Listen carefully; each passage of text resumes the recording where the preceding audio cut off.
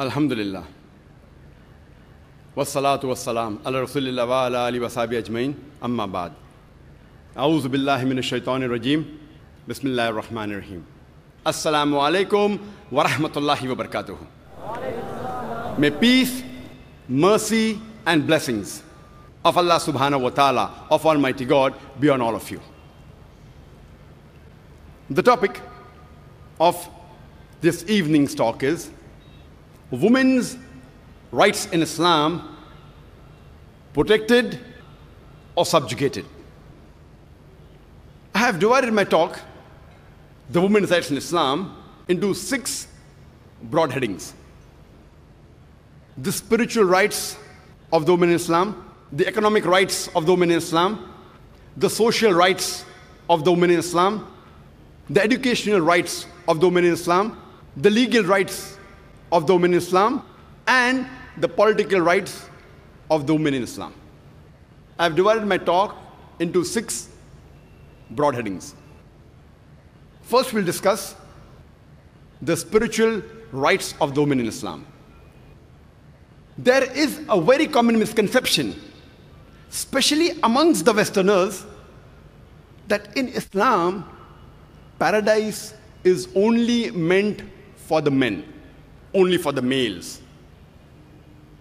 This misconception can be easily clarified by quoting just one verse of the Quran, of Surah Nisa, chapter number 4, verse number 124, where Allah subhanahu wa ta'ala says, وَمَنْ يَعْمَلْ مِنَ الصَّالِحَاتِ مِنْ ذَكَرٍ أَوْ أُنْثَىٰ وَهُوَ مُؤْمِنٌ فَأُولَٰئِكَ يَدْخُلُونَ الْجَنَّةَ وَلَا يُظْلَمُونَ نَقِيرًا. That if any of you do deeds of righteousness, be it a male or a female, and has faith,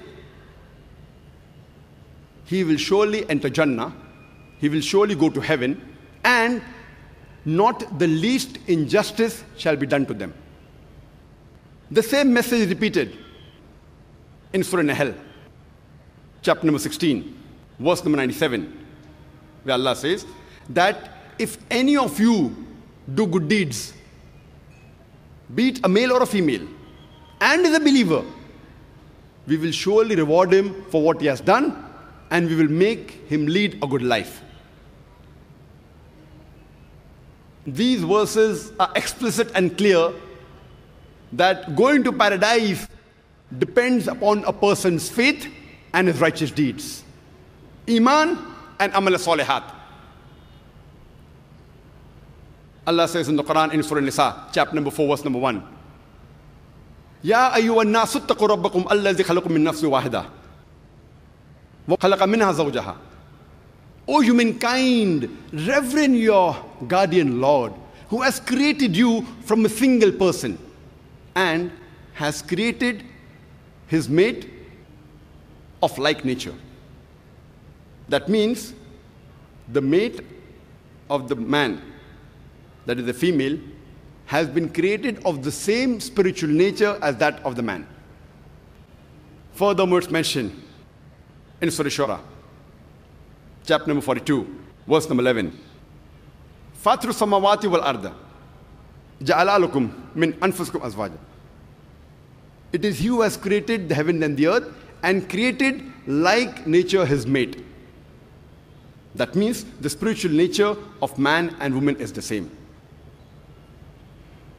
Allah says in the Quran, in Surah Sajda, chapter number 32, verse number 9, Summa sawahu wa nafaka fihi min ruhihi, that we have made them in due proportion and have blown into them our spirit. The same message is repeated in Surah Al-Hijr, chapter number 15, verse number 29, that Allah subhanahu wa ta'ala has created the human beings in due proportion and has put into them His spirit. And then they fall down in obedience. What does Allah mean when He says that we have blown the spirit into the human beings? It does not mean something like a God incarnate or something like a pantheistic form. It means that Almighty God has given His knowledge into every human being. Allah subhanahu wa ta'ala has given the knowledge of the Creator in all the human beings, the males as well as the females. Allah says in the Quran, in Surah Isra, chapter number 17, verse number 70, وَلَقَدْ كَرَّمْنَا بَنِي آدَمَ. We have honored the children of Adam. Almighty God says in the Quran that all the children of Adam, irrespective whether they're male or female, they have been honored. Irrespective whether they're black or white, yellow or brown, rich or poor, Almighty God has honored all the children of Adam. Irrespective whether they're staying in America, in UK, in Canada, in India, in Saudi Arabia, Almighty God has honored all the children of Adam. There are certain non-Islamic religions who put the blame only on Eve, may Allah be pleased with her, for tempting Adam to eat the forbidden fruit, because of which humankind is born in sin.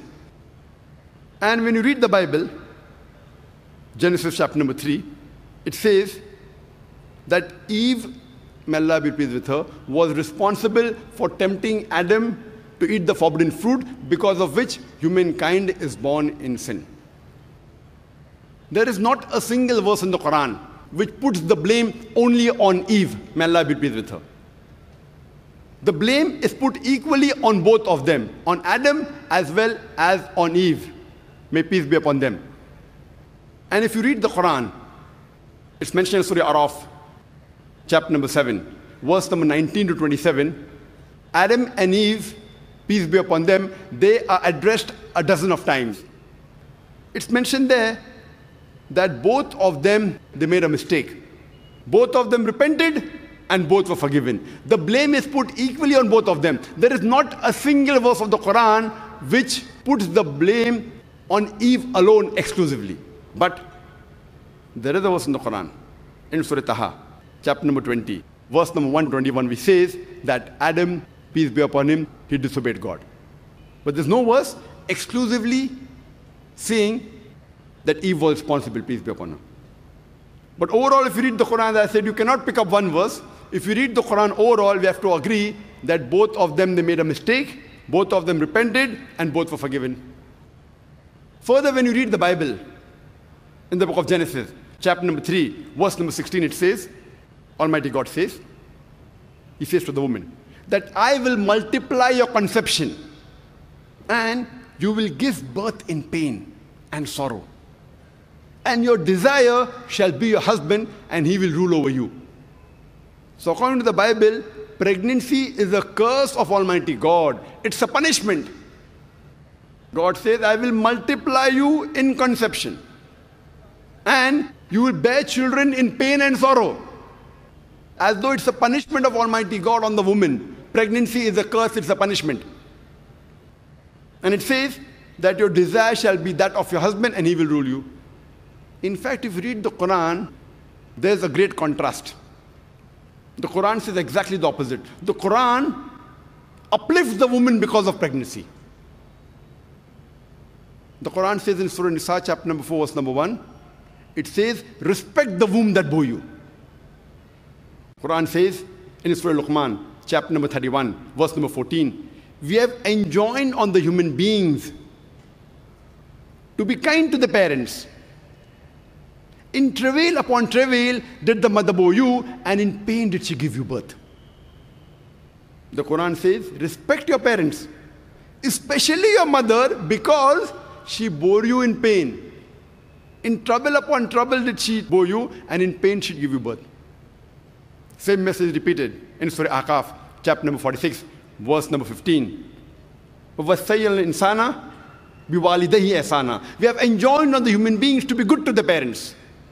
In pain did she bore you, and in pain did she give you birth. That means, because of the pains that the mother bears, and the pain she takes while giving you birth, the Quran says you have to respect her. It uplifts the woman. Pregnancy uplifts the woman, does not degrade her. And if you analyze the Quran gives the criteria of Almighty God to judge a human being in Surah Hujurat, chapter number 49, verse number 13, where it says, Ya ayyuhan nasu inna khalaqnakum min zakrin wa unsa wa ja'alnakum shu'uban wa qaba'ila lita'arafu inna akramakum indallahi atqakum innallaha alimun khabir. O humankind, we have created you from a single pair of male and female, and have divided you into nations and tribes, so that you shall recognize each other, not that you shall despise each other. And the most honored in the sight of Allah subhanahu wa ta'ala is the person who has taqwa.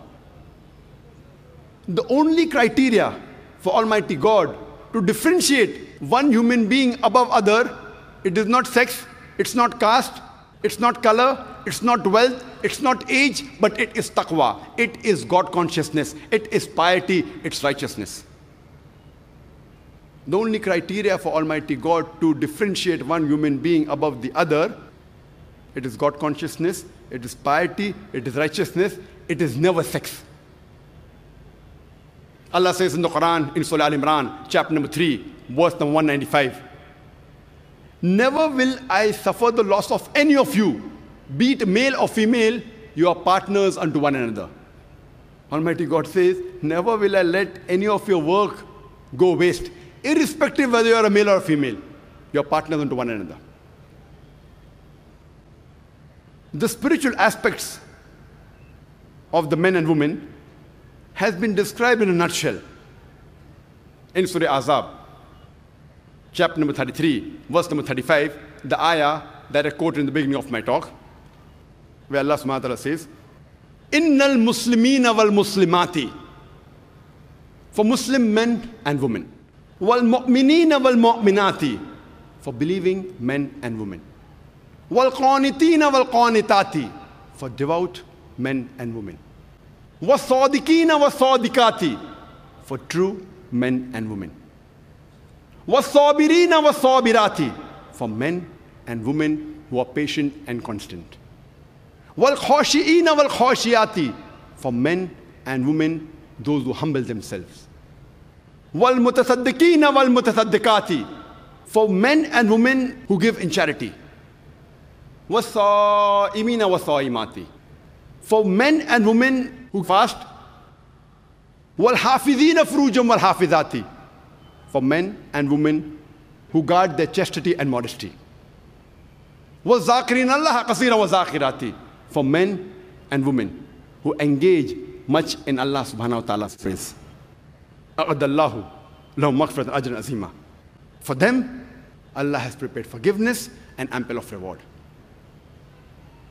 Allah says that for Muslim men and women, for believing men and women, for devout men and women, for true men and women, for men and women who are patient as well as constant, for men and women who humble themselves, for men and women who give in charity, for men and women who guard their chastity and modesty,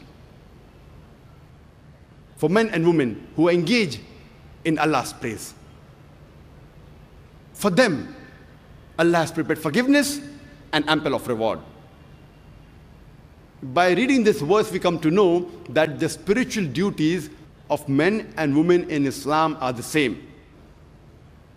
Both have to submit their will to Allah subhanahu wa ta'ala, both have to believe, both have to be devout, both have to be true, both have to do sabr, patience and constancy, both have to pray, both have to give charity, both have to fast, both have to praise Allah subhanahu wa ta'ala.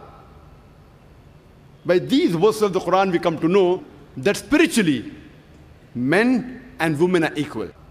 Just because the Quran says that spiritually, men and women are equal, what would you decide? Are the women's rights in Islam protected or are they subjugated? Wa akhir da'wana alhamdulillahi rabbil alameen.